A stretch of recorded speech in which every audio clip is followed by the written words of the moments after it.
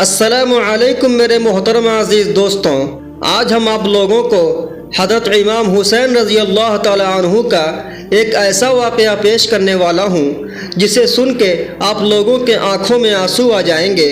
اور آج ہم لوگ یہ بھی جانیں گے کہ کربلا میں یزیدیوں نے کیسے ظلم اٹھائے۔ میرے پیارے دوستوں، آپ لوگوں سے گزارش ہے کہ آپ لوگ واقعہ پورا ضرور سنیں، اور اگر کہنے سننے میں کچھ غلطی ہو تو معاف کرنا۔ میرے پیارے دوستوں، حضرت امیر معاویہ رضی اللہ تعالی عنہ کی وصال کے بعد آپ کے بیٹے یزید کو خلافت ملی تو وہ سمجھ گیا کہ میری خلافت کو حضرت امام حسین رضی اللہ تعالی عنہ کبھی قبول نہیں کریں گے۔ اس لیے یزید مدینہ منورہ کے گورنر ولید بن عتبہ کو خط لکھا کہ حسین ابن علی، عبداللہ ابن عمر، عبداللہ ابن زبیر رضی اللہ تعالی عنہ کو کہو کہ میری بیعت کو مانے، اور اگر نہ مانے تو ان پر ظلم کرو۔ حضرت امام حسین رضی اللہ تعالی عنہ نے یزید کی بیعت کرنے سے انکار کر دیا، کیونکہ آپ کو معلوم تھا کہ یزید اسلام کے خلاف کام کرتا ہے اور وہ ظالم بھی ہے۔ اس کے بعد امام حسین رضی اللہ تعالی عنہ مدینہ سے مکہ تشریف لے آئے۔ اب آپ کو مکہ شریف میں کوفیوں کے ڈھیر سارے خط آنے لگے۔ ان خطوں میں لکھا ہوا تھا کہ اے امام حسین، آپ کوفہ آ جائیے، یہاں پر یزید کا ظلم بڑھتا جا رہا ہے، ہم آپ سے ہی بیعت کریں گے، یزید کی بیعت ہمیں ہرگز قبول نہیں۔ حضرت امام حسین رضی اللہ تعالی عنہ نے حالات کو سمجھ کر اپنے بھائی مسلم بن عقیل رضی اللہ تعالی عنہ کو یہ کہہ کر کوفہ بھیجا کہ جاؤ، جا کر وہاں کے حالات معلوم کرو۔ جب مسلم بن عقیل رضی اللہ تعالی عنہ کوفہ پہنچے تو وہاں کے لوگوں نے بڑے ہی احترام کے ساتھ آپ کا استقبال کیا، اور حضرت مسلم بن عقیل رضی اللہ تعالی عنہ کے ہاتھوں میں 18,000 لوگوں نے بیعت کیا۔ اس کے بعد حضرت مسلم بن عقیل رضی اللہ تعالی عنہ نے اپنے بھائی حضرت امام حسین رضی اللہ تعالی عنہ کے نام ایک خط روانہ کر دیا، جس میں آپ نے لکھا کہ یہاں کے حالات بالکل صحیح ہیں اور 18,000 لوگوں نے بیعت بھی کر لیا ہے، لہٰذا آپ کوفہ جلدی آ جائیے۔ لیکن جب یزید نے ان لوگوں کو دھمکی دی اور پیسے کا لالچ دیا تو وہ لوگ اپنی بات سے مکر گئے، اور وہی لوگ جو حضرت مسلم بن عقیل سے محبت کا دعویٰ کر رہے تھے، اب وہی لوگ آپ کی جان کے دشمن بن گئے اور ان لوگوں نے آپ کو شہید کر دیا۔ اور وہی دوسری طرف مکہ میں مسلم بن عقیل رضی اللہ تعالی عنہ کا بھیجا ہوا خط حضرت امام حسین رضی اللہ تعالی عنہ تک پہنچ چکا تھا، جس خط میں لکھا تھا کہ کوفہ کے حالات بہت اچھے ہیں، آپ جلد سے جلد یہاں تشریف لے آئیے۔ لہٰذا حضرت امام حسین رضی اللہ تعالی عنہ نے فوراً کوفہ جانے کی تیاری شروع کر دی۔ حضرت امام حسین رضی اللہ تعالی عنہ اپنے تمام اہل خانہ کے ساتھ کوفہ کے لیے روانہ ہو گئے۔ امام حسین ابن علی کو حضرت مسلم بن عقیل کی شہادت اور کوفہ کی بے وفائی کی خبر اس وقت ملی جب آپ مکہ شریف سے کوفہ کی طرف روانہ ہو چکے تھے۔ جب آپ کوفہ شہر کے بالکل قریب پہنچ گئے تو آپ کو یزیدی فوج نے روکنے کی کوشش کی۔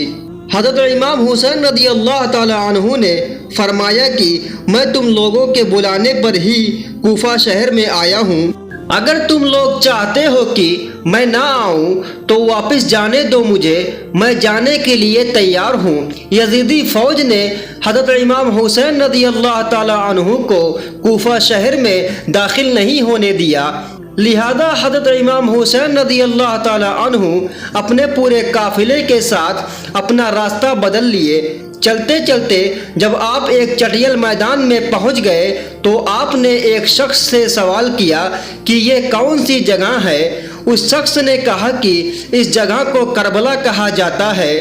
آپ نے فوراً اپنے پورے لشکر کو حکم دیا کہ یہیں پر خیمہ لگا دیا جائے۔ محترم عزیز دوستوں، اس طرح سے حضرت امام حسین رضی اللہ تعالی عنہ کربلا میں پہنچے۔ ادھر یزیدی فوج کو جب اس بات کا علم ہوا کہ حضرت امام حسین رضی اللہ تعالی عنہ نے اپنا خیمہ کربلا کے میدان میں لگا دیا ہے، تو یزیدی فوج بھی فوراً کربلا کے میدان میں پہنچنا شروع کر دی۔ یزیدی فوج کی سپہ سالاری ابن سعد کر رہا تھا۔ حضرت امام حسین رضی اللہ تعالی عنہ نے ابن سعد سے کہا کہ یا تو تم مجھے یزید کے پاس لے چلو یا پھر مجھے اپنے شہر مکہ واپس جانے دو، لیکن ابن سعد ان دونوں باتوں کو نہیں مانا اور وہ آپ کو بیعت کرنے پر مجبور کر رہا تھا، لیکن حضرت امام حسین رضی اللہ تعالی عنہ نے اس کی بات کو انکار کر دیا۔ ایسے ہی دن گزرتے گئے اور 3 محرم کا دن آ گیا اور پھر ظالم یزید نے امام حسین رضی اللہ تعالی عنہ کے سامنے 22,000 سپاہیوں کا لشکر بھیج دیا۔ دوسری طرف حضرت امام حسین رضی اللہ تعالی عنہ کے ساتھ 22 لوگ تھے، جس میں عورتیں اور بچے بھی شامل تھے، اور لشکر بھی حضرت امام حسین رضی اللہ تعالی عنہ کے سامنے 100 گنا سے بھی زیادہ تھا۔ پھر بھی امام حسین رضی اللہ تعالی عنہ کے سامنے یزیدی فوج کے حوصلے پست ہو گئے اور ان لوگوں میں سے کسی میں بھی اتنی ہمت نہیں تھی کہ وہ حضرت امام حسین رضی اللہ تعالی عنہ سے مقابلہ کر سکے۔ آخر کار انہوں نے یہ فیصلہ کیا کہ اگر امام حسین کو ہرانا ہے تو ان کا پانی بند کر دیا جائے، تبھی ان کا مقابلہ کیا جا سکتا ہے۔ دن گزرتے گئے اور 7 محرم کا دن آ گیا اور 7 محرم کو ہی یزیدی فوج نے امام حسین کے قافلے والوں کا پانی بند کر دیا۔ آپ کو بتاتے چلے کہ کربلا کے میدان میں پانی کا کوئی بھی انتظام نہیں تھا سوائے نہر فرات کے، لیکن 7 محرم کے دن نہر فرات کا پانی بھی حضرت امام حسین کے خیمے والوں کے لیے بند کر دیا گیا۔ حضرت امام حسین اور ان کے ساتھ موجود تمام نوجوان لوگ تو پیاس کو برداشت کرتے رہے، لیکن چھوٹے چھوٹے بچے اور عورتوں کا پیاس کی وجہ سے برا حال ہو چکا تھا۔ یزیدی فوج چاروں طرف سے امام حسین رضی اللہ تعالی عنہ کے گھر والوں اور تمام ساتھیوں کو گھیرے ہوئی تھی۔ انہوں نے یہ طے کیا کہ اب 9 محرم کے دن امام حسین رضی اللہ تعالی عنہ کو قتل کر دیا جائے۔ معاذ اللہ۔ حضرت امام حسین رضی اللہ تعالی عنہ نے حضرت عباس رضی اللہ تعالی عنہ سے کہا کہ عباس جاؤ یزیدی فوج کے پاس اور ان سے کہو کہ ہمیں ایک رات اللہ کی عبادت کرنے کے لیے دی جائے۔ جب حضرت عباس نے یزیدی فوج سے ایک رات کی مہلت مانگی تو ان لوگوں نے آپ کی بات مان لی اور حضرت امام حسین رضی اللہ تعالی عنہ کو یہ یقین ہو چکا تھا کہ یزید کی فوج کا مقصد صرف اور صرف مجھے شہید کرنا ہے، اس لیے حضرت امام حسین رضی اللہ تعالی عنہ نے 9 محرم کی رات میں اپنے تمام خیمے والوں کو ایک جگہ پر اکٹھا کیا اور آپ نے کہا کہ یہ بات تو طے ہو چکی ہے، یہاں پر موجود سبھی لوگ 1-2 دن کے اندر شہید کر دیے جائیں گے، اس لیے یہاں موجود آپ میں سے جو بھی واپس لوٹنا چاہتے ہیں وہ لوٹ جائیں۔ حضرت امام حسین رضی اللہ تعالی عنہ نے فوراً خیمے میں جل رہے تمام دیوں کو بجھوا دیا اور اندھیرا کروا دیا تاکہ جو بھی جانا چاہیں وہ چلے جائیں۔ تھوڑی دیر بعد جب دیوں کو دوبارہ جلایا گیا تو سارے کے سارے لوگ بیٹھے آنسو بہا رہے تھے، یعنی کوئی بھی حضرت امام حسین رضی اللہ تعالی عنہ کو چھوڑ کر جانے کے لیے تیار نہیں تھا۔ آخر کار 10 محرم کا دن آ گیا اور حضرت امام حسین رضی اللہ تعالی عنہ اور یزید کی فوج کے بیچ جنگ ہونا شروع ہو گئی۔ جہاں ایک طرف یزید کی ایک بڑی فوج تھی تو وہیں دوسری طرف امام حسین رضی اللہ تعالی عنہ کے ساتھ صرف 72 لوگ تھے اور یزیدی فوج کا حملہ شروع ہو گیا اور ہر شہید شہادت کا جام پیتا چلا گیا۔ کبھی حر شہید ہوتے تو کبھی قاسم شہید ہوتے تو کبھی علی اکبر شہید ہوتے۔ تو کبھی آنو محمد شہید ہوتے 3 دن کے پیاسے امام حسین کے گھر والے اور تمام لوگ یزیدی فوج سے جنگ کرتے رہے اور ایک ایک کر کے شہید ہوتے گئے۔ حضرت عباس علمدار سے حضرت امام حسین کے 6 مہینے کے بیٹے علی اصغر کی پیاس نہیں دیکھی گئی۔ آپ نے ایک مشکیزہ لیا اور گھوڑے پر سوار ہو کر نہر فرات کے کنارے پر پہنچ گئے اور آپ نے ایک مشکیزہ پانی بھر لیا، لیکن جب آپ پانی لے کر واپس لوٹنے لگے تو یزیدی فوج نے آپ کے اوپر لگاتار تیر برسانا شروع کر دیا۔ حضرت عباس جب تک حضرت امام حسین کے خیمے تک پہنچ پاتے تب تک یزیدی فوج نے تیر چلا کر حضرت عباس علمدار کو شہید کر دیا تھا۔ اس طرح حضرت عباس علمدار بھی شہید ہو گئے۔ اسی طرح سے ایک ایک کر کے تمام اہل بیت کے نوجوان شہادت کا جام پیتے گئے۔ دھیرے دھیرے کر کے جب حضرت امام حسین کے سبھی افراد شہید ہو گئے تو اس کے بعد حضرت امام حسین رضی اللہ تعالی عنہ نے خود میدان میں اترنے کا فیصلہ کر لیا۔ امام حسین رضی اللہ تعالی عنہ اپنی تلوار سے کافی وقت تک یزیدی فوج کا اکیلے مقابلہ کرتے رہے۔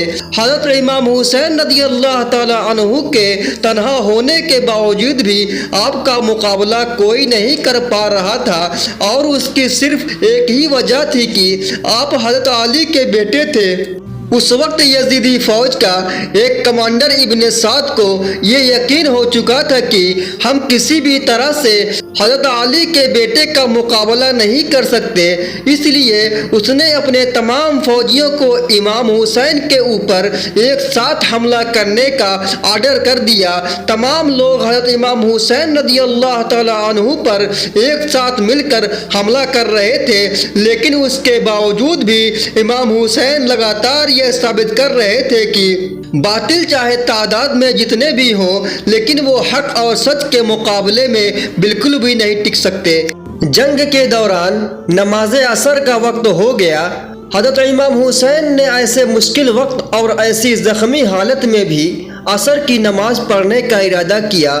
آپ نے جیسے ہی نماز پڑھنا شروع کیا، یزیدی فوج کو وہی موقع مل گیا جس کا وہ لوگ انتظار کر رہے تھے، یعنی جیسے ہی حضرت امام حسین رضی اللہ تعالیٰ عنہ سجدے میں گئے، سمرجل جوشن نے آپ کی گردن پر تلوار چلا کر آپ کے سر مبارک کو جسم سے جدا کر دیا۔